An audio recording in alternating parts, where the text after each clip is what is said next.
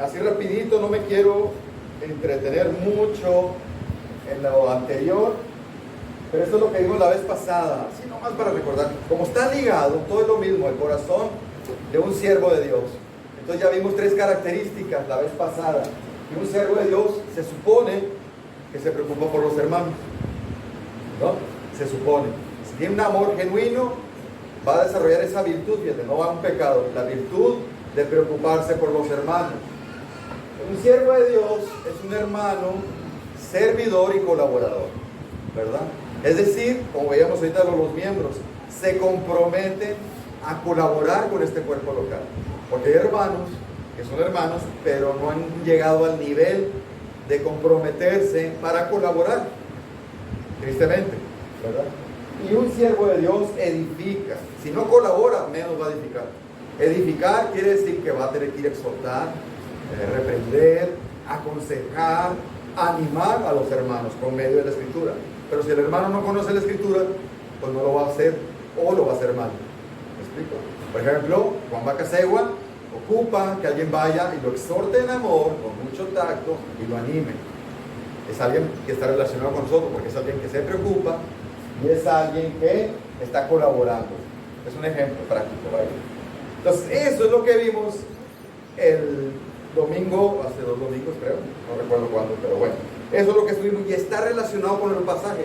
Lo que vamos a ver, esos eran los 2 primeros versículos del capítulo 3, ahora vamos a ver del 3 al 6, y hay otras 3 características que están relacionadas, que es lo que vamos a ver el día de hoy. Así rapidito, déjame ver. Sentí que estaba en la escuela dominical y te iba a decir alguna pregunta, pero no, ¿verdad? Muy bien. ¿Qué vamos a ver el día de hoy? Bueno, pues continuamos. El corazón de un siervo de Dios está dispuesto a padecer. Qué feo título, ¿verdad? Y un siervo de Dios trabaja, digamos, contra la tentación, quiere decir ese contra, ¿sí? Y un siervo de Dios está firme en la fe y en el amor. Pueden sonar muy triviales o algo muy visto, pero la verdad, es importante lo que vamos a ver el día de hoy. Es muy práctico esto, la verdad. Mira, vamos a ver la primera parte. Está dispuesto a padecer. Qué fatalista estaba eso, ¿verdad? Hay una secta, porque no todas las sectas son iglesias, cuidado. Las iglesias nada más son los redimidos. No toda iglesia es iglesia. Entonces hay una secta en Los Mochis, muy famosa, que se llama Pare de Sufrir. Los que hablan así como brasileños, que usan el vasito de agua. Muy conocida, ¿verdad? Fíjate cómo se llama el título de la iglesia. Pare de sufrir. Es un eslogan, es bien atractivo. ¿Cómo le harán con este pasaje? Fíjate lo que dice el pasaje. A fin de que nadie se inquiete por causa de estas aflicciones, porque ustedes mismos saben que para esto hemos sido destinados. Porque en verdad, cuando estábamos con ustedes, les predecíamos que íbamos a sufrir aflicción, y así ha sucedido, como saben. Es decir, que un cristiano va a padecer. Entonces, ¿cómo le hacen ellos para enseñar esto? Pues se lo brincan ese pasaje. No lo usan, como dice Luis, o lo tienen que distorsionar. Así que un cristiano tiene que sufrir. ¿Tú crees eso?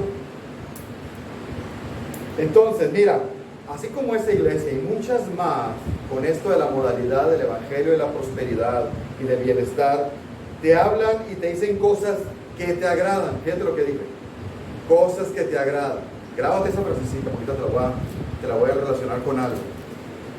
Aquí me captas muy bien porque estoy hablando de sectas. Entonces ellos dicen cosas que te agradan, ¿sí? Es interesante, ellos muchos mercadean con el evangelio falso. O sea, parece que usan el evangelio, pero lo distorsionan. Tienes que entender que en la vida diaria hay muchos dioses, muchos cristos falsos, muchos evangelios falsos, ¿sí? Todos usan la Biblia, pero muchos son falsos. Quiero que me entiendas bien eso. Y todos, la idea es hacerte sentir más cómodo y más bonito de lo verdad. Ahorita te voy a explicar a dónde quiero llegar. Mira este pasaje. Esa es una promesa que ya está vigente. Ahorita ya sucede esto. ¿Por qué crees que hay tan poca gente? No estoy criticando a los hermanos que son miembros de aquí, no vinieron, esos no vinieron por otra razón. Pero ¿por qué no hay más gente? Porque va a venir un tiempo en que no soportan, no toleran, no les agrada la sana doctrina. Esta iglesia se jacta de tener sana doctrina, sino que teniendo, ¿qué dice? Comezón de oídos, conforme a sus propios deseos. Es decir, esos que a mí me gusta que me hablen bonito. Por eso te dije, fíjate en lo que te estoy diciendo. No nomás los de la secta les pasa eso. A todos nos agradan enseñanzas bonitas, que me hablen de sufrimiento. A nadie le gusta que te hablen de sufrimiento, pero yo tengo que enseñar eso porque es el versículo que sigue. No lo escogí, la escritura me obliga a enseñarlo. ¿A qué voy con todo eso? Ahorita te voy a explicar. Mira, no van a soportar la sana enseñanza, ni los predicadores de la sana enseñanza. ¿Cuántas iglesias crees que en muchos me van a invitar a mí a predicar? Casi ni una. ¿Por qué crees? Porque ellos quieren hablar, que les hable bonito. Una vez me invitaron a una iglesia carismática de allá cerca de Ome, se me olvidó el pueblo, no era el nombre del pueblo.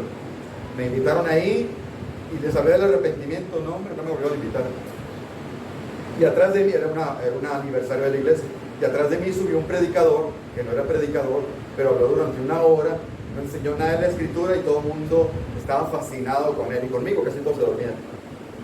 Digo, a lo mejor soy pésimo predicador, ¿verdad? Pero prediqué fielmente. No les gustó y no me volvieron a invitar a predicar, porque no soportan la sana enseñanza, ¿sí?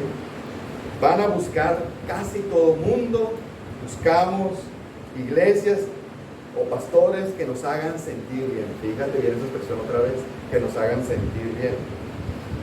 Hace unos días, algunos el miércoles lo comenté, no sé quién se lo comenté, hace unos días tuve la oportunidad de compartir con una persona que yo tenía año y medio buscando a esta persona para compartir el evangelio.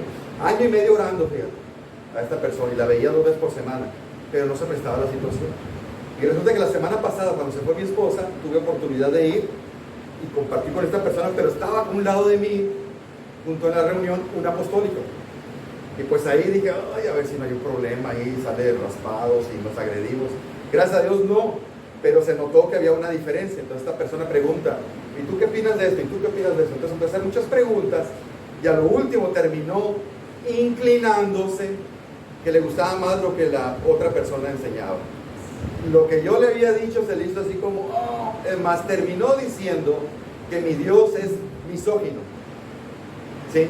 Porque ha escogido puros hombres en el Antiguo, porque Cristo es varón, porque es Dios el Padre, los apóstoles son varones, porque los pastores son pastores varones, no hay pastoras, porque hizo muchas preguntas y se dio cuenta de eso. Entonces, ese Dios es misógino, ¿verdad? Fíjate, qué triste. Pero en cambio lo que enseñó la otra persona le agradó más. ¿Te fijas? Lo que agrada al oído, a la carne, no la verdad. A eso voy ahorita. El problema está también atrayéndolo a nosotros, que los predicadores como yo no agradan. ¿Sí? Yo me enojo mucho, mentira, porque acá grabado. A mí me molesta que enseñen la sana palabra, pero no la apliquen, porque ahí no hay entendimiento. Es muy fácil enseñar la sana palabra, pero no aplicarla en un sermón, porque al aplicarla es donde ya molesta. ¿Me explico? Como ahorita que hice la explicación de la membresía, hice una aplicación y ahí donde ya raspas muebles a las personas que no están bien. Entonces, he observado que hay hermanos en esta congregación que todavía no entienden lo de la sana doctrina y la predicación de un predicador de sana doctrina, y se dejan llevar por alguien que pueda tener mucho más carisma, más simpático que su servilleta. Y yo lo entiendo, yo no soy muy simpático, yo sé que no soy simpático, ¿verdad? Me gusta decir como Brian, tan agradable, pero no lo soy. Me explico, pero soy fiel al predicar. No estoy diciendo que soy buen predicador, soy fiel. Pero me he observado que muchos de ustedes se inclinan más por la personalidad del predicador que por el mensaje del dicho predicador. Y tienen que tener discernimiento de no dejarse llevar por eso, porque eso es comezón de oír. ¿Sí? Me agrada más que me dinime y que me diga cosas bonitas de cómo me ama Cristo, de cómo nos amamos nosotros, a que te digan la verdad. La verdad, de alguien que sí te conoce bien, que es su servidor. Estamos. No sé si fui muy sutil o demasiado claro, no sé, ¿verdad? Bueno, continuamos. Déjame ver dónde me quedé. Porque no creo que lo inventé, lo traía escrito, ¿no? Ok. Entonces, hablando de esto, Pablo les estaba escribiendo a los de Tesalónica y la idea era decirles, no se sorprendan, no deben de preocuparse, no deben de perturbarse por el sufrimiento que están pasando. ¿Por qué? Mira lo que dice, pero voy a resumir aquí. Versículo 3 y 4, es la frase, ustedes mismos saben. El 4, cuando estábamos con ustedes les predecíamos 2 veces, les advertíamos pues que íbamos a sufrir aflicción y así ha acontecido como saben. Básicamente en 3 ocasiones, en 2 versículos les dice, ustedes ya sabían que eso iba a pasar, que íbamos a sufrir, ustedes y nosotros. Tanto la iglesia tesalónica como el equipo misionero que salió huyendo, tuvieron pruebas, aflicciones, tribulaciones, sufrimiento. Ya lo sabían. Entonces no había de qué extrañarse. Era algo que ya se esperaba. Ahora tú dices, bueno, pero eso es para los apóstoles, eso es para los sembradores, los plantadores de iglesia. No, es para cualquier creyente normal esto de sufrir.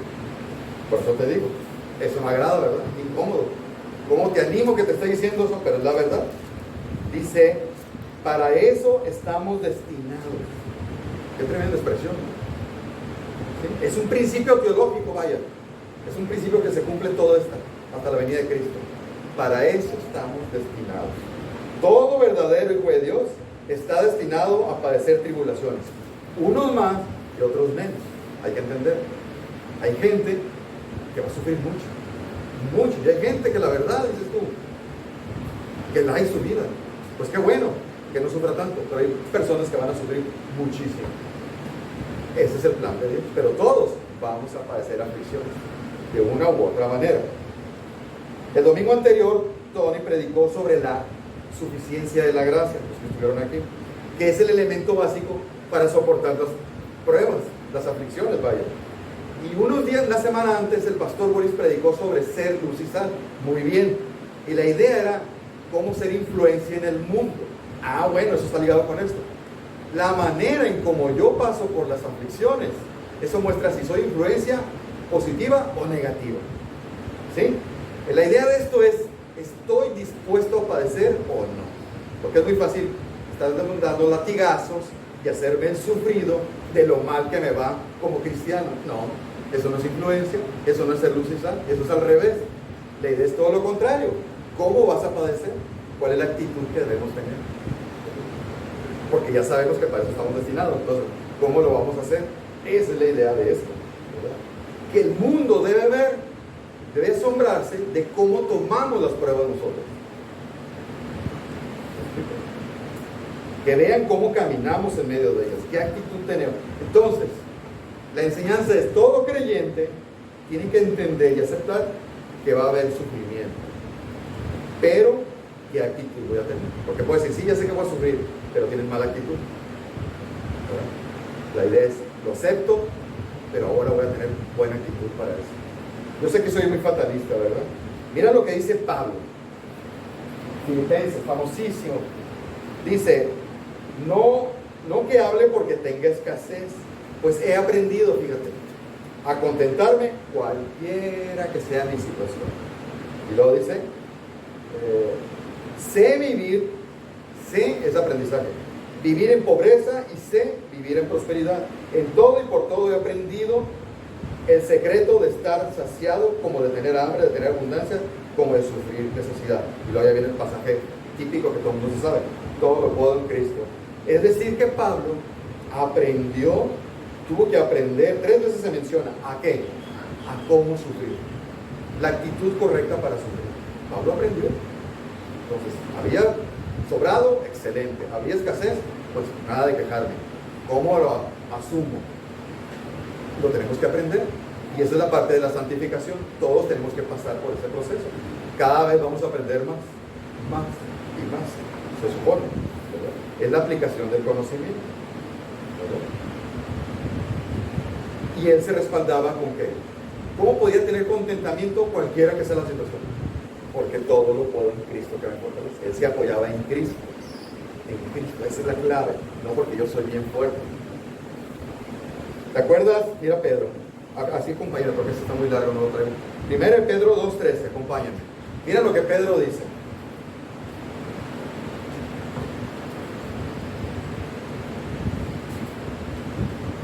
Primero en Pedro 2:13.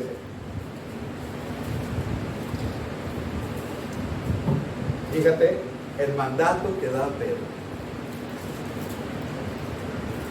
Por eso a gente no le gusta, porque esto dice, aquí enseñan puro aprender a sufrir. ¿Quién quiere eso? Pero bueno, la verdad que es bíblico. Fíjate, 1 Pedro 2:13 dice, por causa del Señor, someteos a toda institución humana. ¿Te fijaste? Buena y mala. Ya sea al rey como superior, y a gobernantes como a enviados para castigo de los malhechores y alabanza de los que hacen el bien, porque esta es la voluntad de Dios. Ahí está. ¿Cuál es la voluntad de Dios? Que tú te sometas a toda autoridad, corrupta y no corrupta. Te tienes que someter. Todo. Así de fácil. Que haciendo bien hagas callar la ignorancia de los hombres insensatos, como libres, pero no como los que tienen libertad como pretexto para hacer lo malo, sino como siervo de Dios, que es lo que estamos viendo. Así que honrar a todos, amar a los hermanos, temer a Dios, honrar al rey. Y mira, criados, estar sujetos con todo respeto a vuestros... ya no hay esclavos aquí, ¿no? Bueno, la aplicación sería empleados. Empleados, estén sujetos con todo respeto a tu jefe. ¿Te fijas? Con todo respeto. No solamente a los buenos y amables, sino también a los difíciles. Es decir, no hay pretexto alguno de que no te vas a someter a tu jefe.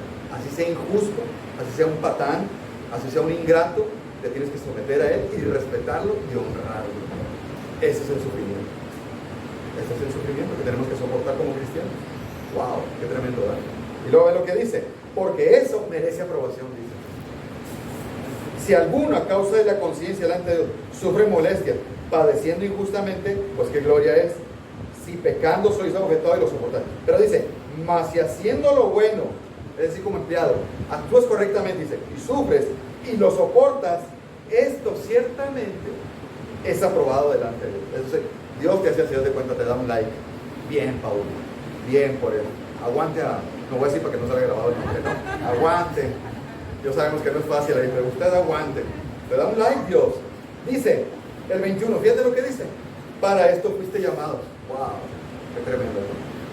Porque también Cristo sufrió por nosotros, dejándonos ejemplo, para que siga sus pisadas, el cual no hizo pecado ni selló engaño en su boca. Cuando lo maldecían, no respondía con maldición. Cuando padecía, no amenazaba, sino que encomendaba la causa de Dios. Es decir, Cristo nos dejó ejemplo de cómo se sometía a alguien injusto, calladito la boca, le dejaba todo a causa del Señor. Y así glorificaba. Entonces yo como empleado, ¿cómo voy a glorificar a Dios? Sufriendo injustamente. Y eso le da gloria a Dios. Y tú vas a crecer. Es parte de... Por eso el corazón de un siervo está dispuesto a padecer. ¿Verdad? Entonces, el creyente sufrirá padecer en su trabajo, en sus relaciones, con amistades, con su pareja, con tus hijos van a venir aflicciones, con tus hermanos en Cristo vas a tener aflicciones, en tu salud, con tu propia vida y tu propio pecado. Vamos a tener aflicciones, la verdad. ¿Sí? Así que no es correcto para un creyente nosotros reaccionar con sorpresa, con enojo o amargura cuando te viene una aflicción o sufrimiento en la vida. No, porque es de esperanza. ¿Sí? Debemos entenderlo y aceptarlo. Por eso se llama el corazón de un siervo. Un siervo se somete a lo que tu Dios te manda, sea bueno o malo, desde nuestro punto de vista, ¿verdad? Entonces, pregúntate, ¿tú estás dispuesto a padecer por Cristo? No como mártir, sino alguien que le da gloria a Dios. ¿Estás dispuesto a sufrir maltratos en el trabajo, enfermedades, carencias económicas, rechazo, injusticia? ¿Verdad? ¿Con actitud de siervo? ¿O somos de los que, ¿por qué? ¿Se lo merece Dios o no? Cada quien responde. Entonces el punto aquí es la actitud, la disposición para sufrir. Entonces en la medida que yo sea más humilde, fíjate que eso es como un bálsamo, es como un aceite en medio de la prueba. Viene la prueba y si soy humilde, la prueba casi se resbala. Vas a sufrir, pero si yo soy orgulloso, la prueba va a ser dolorosa, rasposa, vas a sufrir mucho, mucho, entre más orgulloso sea, porque vamos a batallar para someternos a esa prueba. Y lo que vamos a hacer es, ¿por qué, amigos? ¿Por qué? ¿Hasta cuándo? Pues, en cambio, si lo hacemos como humilde, Dios me dio, Dios me quitó. Mira todo lo que hizo. No le quitó algo, le quitó todo. Todo. Es tremendo. ¿Sí? Por eso, como decía Tony en la mañana, cada quien analícese cómo estamos. Por eso el fruto de la humildad es tan necesario para esta vida, porque nos ayuda a soportar tantas cosas. De la otra manera, nos va a molestar y nos vamos a sufrir tanto, tanto, tanto.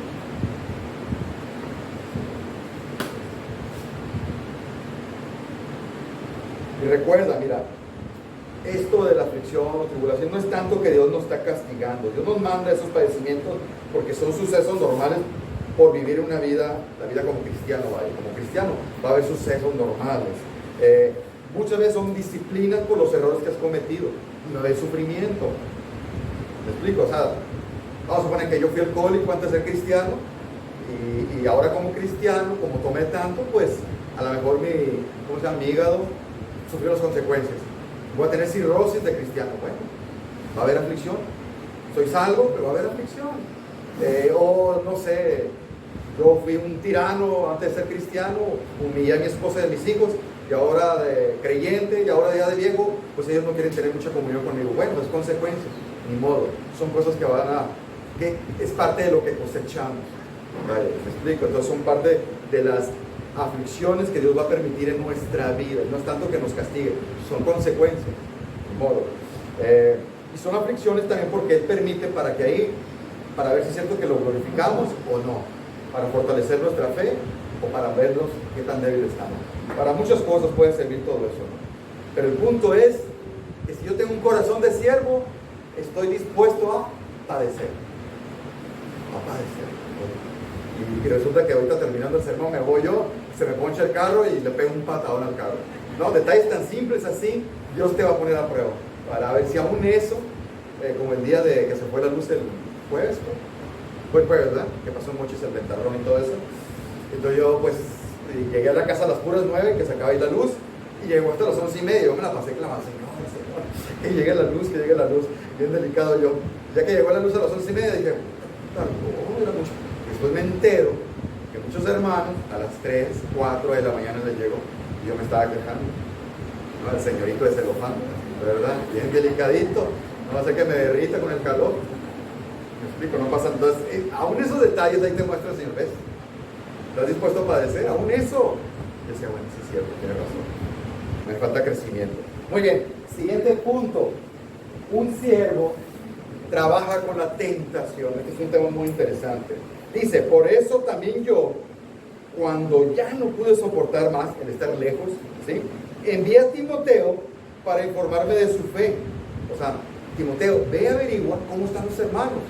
Porque acuérdate que se quedaron solitos, son bebés, son nuevos espiritualmente y no hay ningún líder ahí. Y en cambio entraron personas a meterles ideas de otras doctrinas y a hablar mal de nosotros. Entonces yo soy temeroso, dice Pablo, no aguanto más. Arráncate, Timoteo, y averíguame cómo están los hermanos. ¿Están firmes en su fe? Dice, informarme de su fe por temor a que el tentador, ¿quién es el tentador? Satanás, los hubiera tentado y que vuestro trabajo hubiera sido en vano. Es decir, les enseñamos, les hablamos del Evangelio, se convirtieron, pero los hicieron caer en vano, no que perdieron la salvación. En vano trabajamos, mira, los desviaron. ¿Y qué fue lo que sucedió? Es lo que vamos a ver. Entonces, el punto es que Satanás siempre está buscando a ver cómo dañan la iglesia, cómo incita a los hermanos a pecar. Siempre está haciendo, por eso la preocupación es correcta, es correcta. Entonces la idea de Pablo era, dice, caramba, están solos. Mi miedo es que crean las doctrinas que ellos traen y quiten las nuestras, o que los inciten a desviarse y a caer en pecado. Ese era el miedo de Pablo. Entonces cualquiera que tiene hermanos que están encaminando sin dirección, nos deberíamos de preocupar, ¿sí? Como vimos el sermón pasado. Por eso nos preocupamos mucho por los que casi no vienen, ¿sí? Debemos tenerle miedo porque el tentador los puede tentar.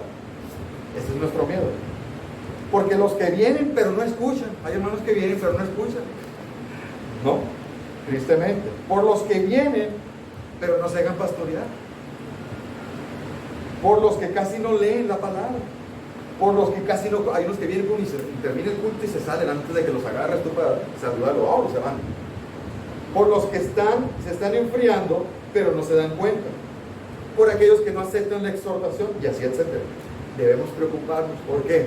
Porque a esos el tentador va a estar ahí a ver cómo los hace pecar, a ver cómo los hace caer y van a ser presa fácil. Por eso tenemos que preocuparnos nosotros. Y eso está muy ligado con la tentación. Para allá voy ahorita. Entonces, ¿qué es lo que usa Satanás para tentar a los hermanos? Todo esto que dije. Satanás, entiéndelo. Si pudieras visualizar el odio que nos tiene, y más este tipo de iglesias, nos odia. A mí me odia, está buscando cómo hacerme pecar. ¿Sí? Él quiere destruir esta obra. ¿Sí? Y va a usar nuestro pecado para tentarnos a pecar. ¿Escuchaste lo que dijo? Usará nuestro pecado para pecar contra Dios y contra nosotros. El otro día no sé quién le dije, no es que me la dé machito, pero la verdad no le tengo mucho miedo hacia cosas. Hay gente que dice, oye, pero aquí están los de estos. ¿No le tienen miedo? No, nos respetan y hasta nos conocen, nos tienen bien identificados. No pasa, oye, pero no le tienen miedo. No. ¿Sabes a qué le tienen miedo a Satanás? A esta persona que le compartí. No le tienes miedo a Satanás, la verdad no, lo respeto, porque sé que no me voy a poner las patadas con él. Pero no le tengo miedo, porque Satanás no me va a hacer nada. Es como un perro con una cadena. Y mientras yo no le suelte la piola, no me va a pasar nada. No le tengo miedo a Satanás y a los demonios. Pero ¿sabes a qué? Le tengo un pavor. ¿Sabes a qué le tengo miedo? Pero un pavor le tengo al pecado. Al de ustedes y al mío. Porque yo ya vi lo que es capaz de hacer el pecado. Es increíble cómo nos transforma en enemigos implacables. Es increíble cómo cambia uno cuando deja que el pecado, cuando caiga en la tentación vaya de su pecado. Es increíble. Yo estoy asombrado cómo cambiamos. Ahí sí me da miedo. Ustedes se pueden convertir en mis enemigos, o yo en ustedes. Nada más por ceder ante la tentación de mi pecado. Eso sí le tengo un montón de miedo. Y yo no me creo firme de mi pecado. Mi pecado me puede hacer caer y el otro día me platicaron una anécdota. Bueno, es una iglesia que no está sana, no es un buen ejemplo, pero resulta que es una iglesia donde el pastor y la esposa eran los pastores.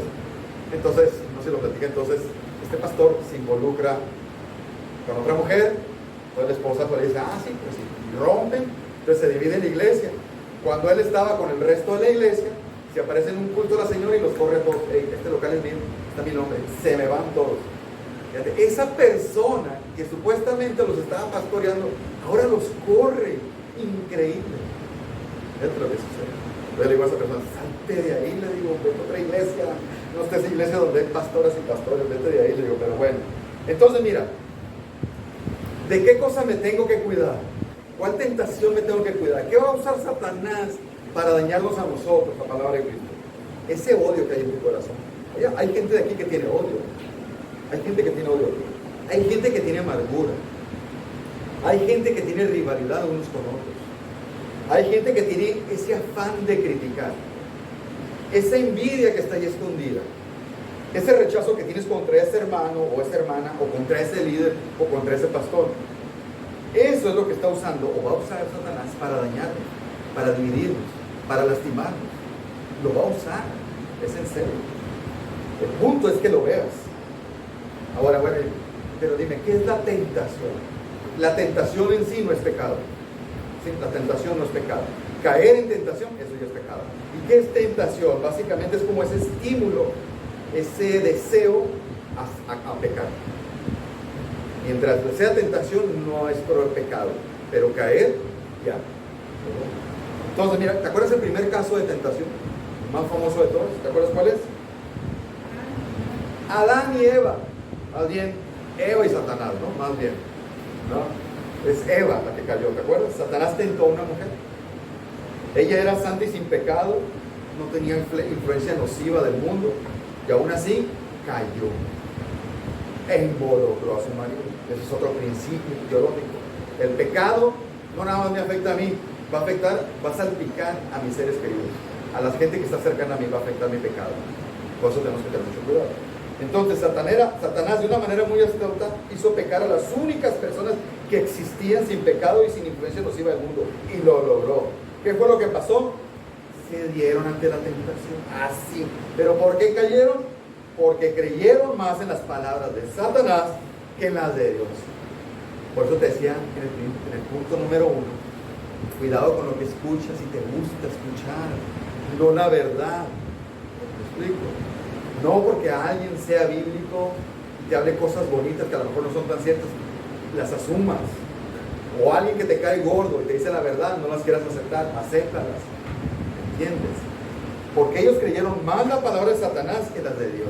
Acuérdate que Satanás no va a venir a decirte, va a usar personas a decirte lo que tú quieres oír, para que rechaces lo que sí debes oír, que ocupas pero no agrada. ¿Sí? Por la duda entró en ellos, y su ego de ser más de lo que Dios había hecho. Ese es el punto. No me gustan estas enseñanzas, por eso me voy a inclinar más a las enseñanzas estas más agradables. Es tu ego, no quieres sentirte humillado y ofendido con esto, ¿verdad? Lo otro, ¿por qué cayeron? Porque fueron seducidos por todo eso. ¿Sí? Eso hace la tentación, te seduce. Pero acá empieza todo. ¿Qué hizo Eva? Lo vio, no tenías que verlo. Lo tocó, lo olió y dijo, esto está bien rico, lo probó y le encantó. Y dijo, cómelo. Ahí va el otro. Córrele. Te dijo el Señor, no comas de ahí. Era nomás una prohibición de millones de árboles, uno nomás. Y ese fue el que buscó. Estaba fácil, el mandato estaba bien fácil, pero fui seducida y caí. La culpa no la tuvo Satanás. Entonces, ¿te acuerdas de José? José el soñador, no sé si lo conocen. ¿Sí? Que su vida es de aflicción, tremendo ejemplo de pura aflicción, vendido por sus propios hermanos como esclavo, llega a un país extranjero, ¿verdad? Y cuando le empieza a ir bien, resulta que la esposa de su jefe, que debe haber sido una mujer bellísima, la esposa del faraón, lo empieza a acosar sexualmente. ¿Y qué pasa? ¿Tú crees que a José no se le hacía guapa esa mujer? De seguro se le había hecho bellísima. Te aseguro que a lo mejor pensó, dijo, wow, estaría padre tener relaciones con ella. Pero ¿qué hizo él? Corrió. Porque dijo, si me quedo, caigo. Salió corriendo. Eso es huir de la tentación. Eso es correr. Si realmente llega un punto donde tú no eres tan fuerte, corre. Corre. ¿Sí? Es mejor que caer. ¿Te acuerdas del ejemplo de cuando el Señor ya en los últimos días está en el huerto del Getsemaní? Era Mateo 4:11, 4:1, si quieres ve ahí por favor. Mateo 4:1, porque está muy largo, no lo puedo poner aquí.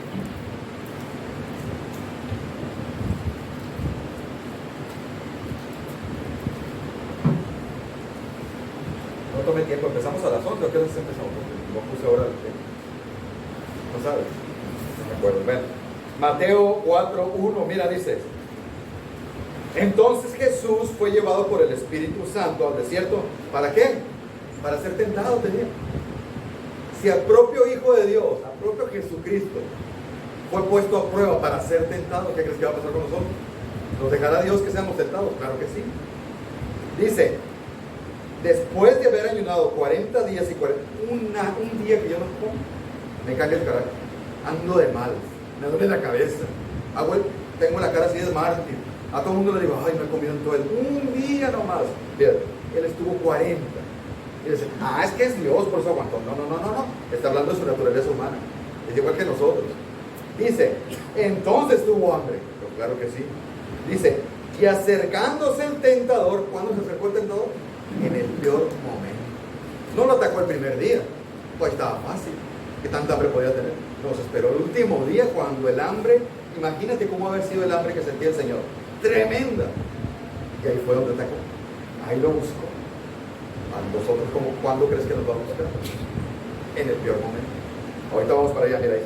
Entonces, acercándose al tentador, le dijo, si eres hijo de Dios, claro que eres hijo de Dios, ordena estas piedras que se conviertan en pan. Imagínate la tentación. Claro, Jesús con una facilidad podía haber sido un pan de primera calidad. pero no era la manera de glorificar a Dios, por eso no lo hizo, ¿no? Dice, y Jesús le respondió, escrito está, no solo de pan vivirá el hombre, sino de toda palabra que sale de su boca. Dice, entonces el diablo lo llevó a la ciudad santa y lo puso en el pináculo del templo, y le dijo, si eres hijo de Dios, otra vez, la idea es seducirlo, tentarlo, ¿verdad? Y es lo que va a hacer con nosotros. Lánzate abajo, pues escrito está. Fíjate, ahora usó la escritura distorsionada, pero la usó para tentar al propio Hijo de Dios. Contigo va a llegar, te va a decir, con que allá dicen eso en palabra de Cristo, mira aquí dice esto, te van a distorsionar un versículo para que seas seducido y lo apliques mal en tu vida y pequemos. Causar división, vaya. Dice, en el 7, entonces Jesús le contestó, escrito está, no tentarás al Señor tu Dios. Y otra vez el diablo lo llevó a un monte muy alto y le mostró todos los reinos del mundo y la gloria de ellos. Y le dijo, todo eso te voy a dar si te postras y me adoras. Otra vez, seducirlo. Entonces Jesús le dijo, vete Satanás porque Cristo está. Y bueno, necesito la palabra. El punto es que Dios permitió que su Hijo fuera tentado. Por lo tanto, va a permitir que nosotros seamos tentados. Y el principio que vemos aquí es que Satanás, el adversario, nos va a tentar casi siempre en el peor momento. En el peor momento. ¿Sí? Y te va a tentar, a él lo tentó 2 veces más. Una con las cosas más nos agradan, poder y gloria, posición. Todos queremos eso. ¿Sabes cuáles son los ministerios más peligrosos de la iglesia? Los de aquí al frente. El canto, la alabanza, la dirección, la enseñanza. ¿Por qué? Porque en el fondo de la carne hay algo de me exalto, todos me ven, todos me oyen, me hacen caso, y a la carne eso es una tentación. Cuidado de nosotros de no creernos que somos la última coca del desierto, ¿no? Entonces él va a buscar tentarte y seducirte porque él nos conoce muy bien. ¿Qué es lo que le gusta mal? ¿Con qué cae marca? Y con eso la va a tentar. ¿Qué le gusta a Will? ¿Qué es la parte más débil de Will? Porque nos conocen. Ellos siempre están observándonos. Son millones de demonios, nos están observando. Conocen muy bien la naturaleza humana. Tienen toda la creación observándonos. Ellos no duermen, acuérdate. No pueden meterse en mi mente, pero saben cómo somos. Entonces, ellos van a tratar de seducirnos. Entonces, Satanás nos va a tentar en el mejor momento también. Cuando estás bien fuerte, después de una prueba que saliste bien librado y te sientes bien triunfador. Qué buen sermón di este domingo, voy a decir ahorita que llegue a la casa. ¡Wow! Estuvo muy bien. Ay, cuidado, ahí donde estoy bien débil para caer. ¿Me explico? O cuando estés muy débil emocionalmente y moralmente. Cuando te sientes muy fuerte o muy firme. Cuando sientes que has cumplido y mereces una recompensa. Cuando el contentamiento está desapareciendo. Cuando empieza a surgir algo de apatía y frialdad de la rutina. Todas esas cosas son muy tentadoras para caer en el pecado. Cada quien distingúelas en su propia situación.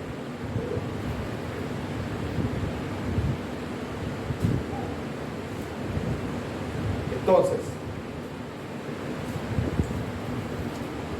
así rápido, Mateo 26:36. Mateo 26, el clásico de la tentación. Mateo 26:36.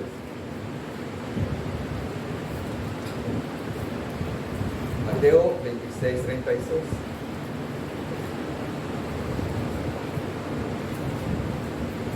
El punto es que entiendas, hermano, que el tentador nos va a tentar.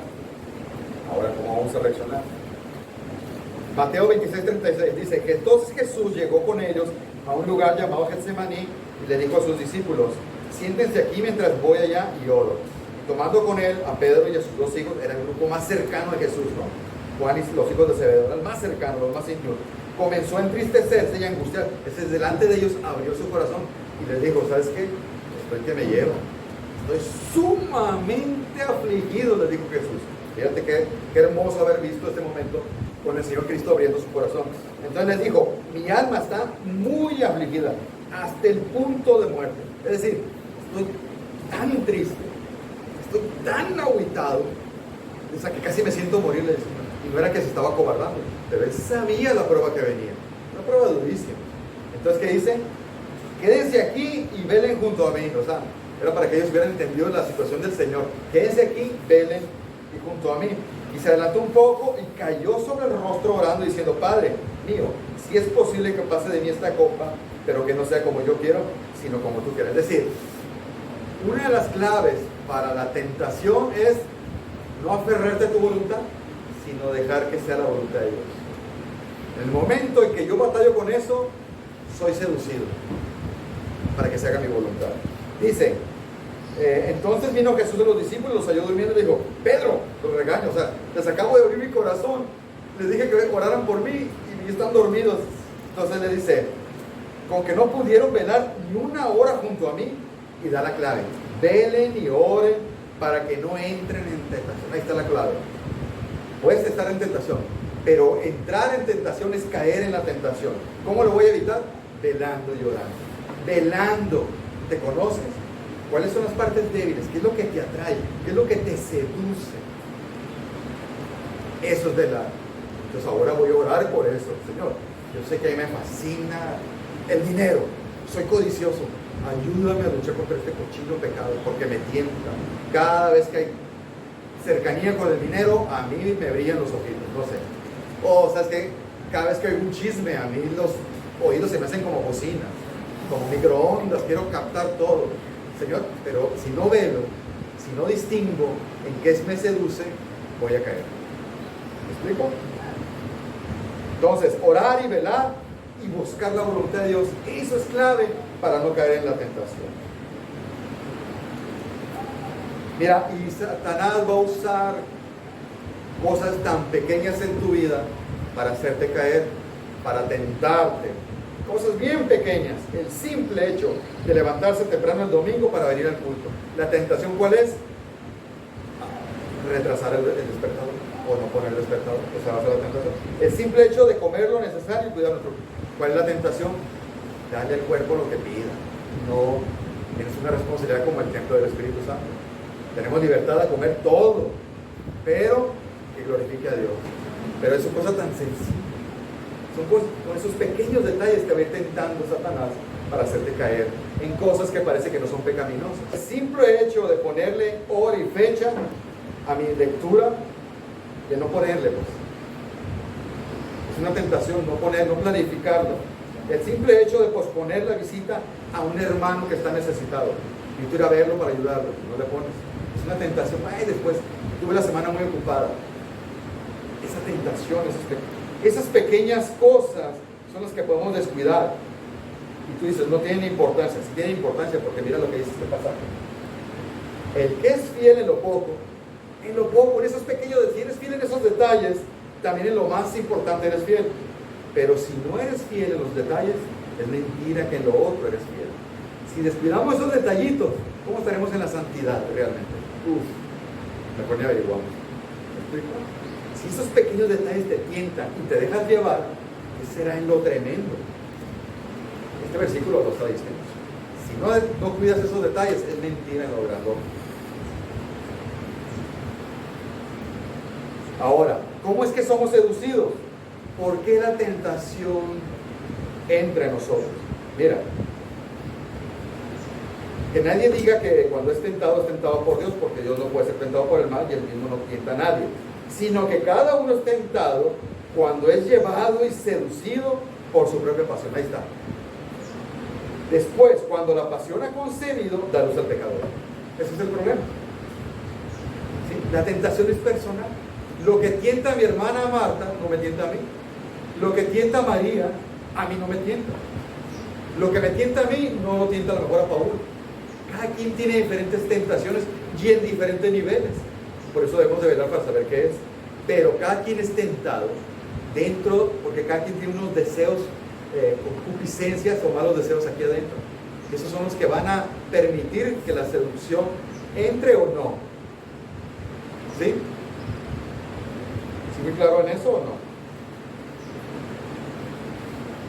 Hay una tentación porque hay un deseo impuro en ellos. Solo cuando se presenta la tentación es que florece y toma fuerza. Por ejemplo, puse aquí un ejemplo. A lo mejor una persona tiene muchos años que no toma alcohol y siente que no tiene ningún problema con ello, pero solo va a saber hasta que venga la prueba. ¿Será solo una prueba o una verdadera tentación? Depende de lo que hay en su corazón. ¿Sí me explico? Todo depende de lo que hay aquí. ¿Hay un deseo para sentir los efectos del alcohol o qué? Ese es el punto de la pregunta. Y así es con todos los pecados. Siempre habrá un deseo de concupiscencia dentro de nosotros, que es el que alimenta la tentación. Concupiscencia son malos deseos. Entonces, aquí hay algunos. Entonces, los míos son diferentes a los de Paul. La tentación va a ser si se conectan con ese deseo oculto que tiene Paul o con los míos. Y ahí es donde entra la tentación. Entonces, si a mí no me tienta, es porque no está ese deseo. Pero hay otra tentación que sí. Y es donde yo tengo que evitar ser seducido. Pero yo para eso necesito conocer qué deseos tengo aquí adentro. Me tengo que conocer muy bien. ¿Verdad? La codicia, la lujuria, el orgullo, el ego, la envidia, la venganza, etc. Todo eso son deseos que pueden estar aquí en diferente medida. Por eso hay situaciones que a uno nos va a tentar y otros no. ¿Estamos? Por eso Corintios dice, el que piensa estar firme, mire que no cae. Entonces, ¿está claro? No es en sí el tema de la tentación, sino entender que el corazón de un siervo va a ser tentado. Que en la medida que tú no trabajes con tus deseos pecaminosos ocultos, la tentación va a ser mayor. Va a ser muy posible que pueda ser seducido. Y acuérdate, ¿cuándo va a pasar eso? En el mejor momento, en el peor momento, cuando sientas que cumpliste bien y mereces una recompensa. Ahí es donde somos bien débiles y caemos.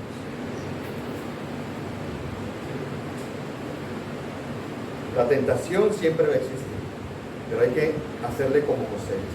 No hacerse el fuerte como Eva. Eva no tenía ninguna necesidad de quedarse conversando con Satanás. Hacerle como José. Corre. No nos hagamos el fuerte. Mejor huir de la tentación. Entonces, vamos a dejarlo hasta aquí. El tercer punto lo vamos a dejar pendiente. Vimos dos puntos. El corazón de un siervo está dispuesto a padecer. Van a venir sufrimientos, sí. El siervo de Dios trabaja con la tentación.